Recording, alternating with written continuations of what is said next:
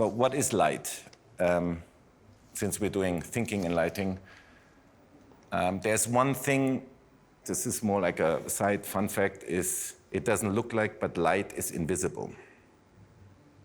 You can see a light source, like the suns, or around here, the projectors that are on. You look into the light source, and you can see when it hits something.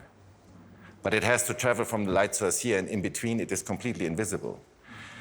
If you look up to the night sky, it's full of stars, which are the light sources because there are many suns. But in between is the completest darkness that we can imagine. We know this when we see a satellite or we have the planets. There must be light because the sun hits the planets, so we see Mars and Venus. But in between, there's nothing.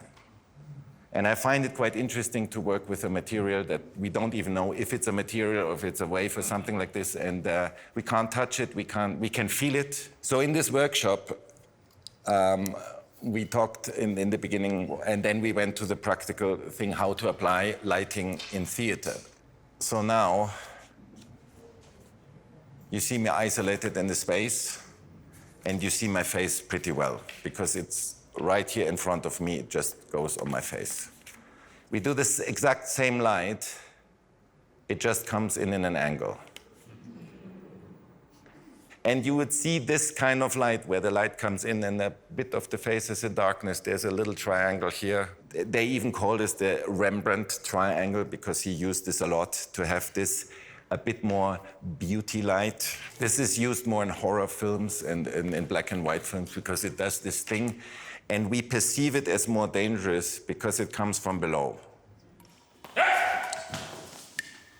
think jotting me down is about control? And I know it's about erasure. I know what this was before what it is now.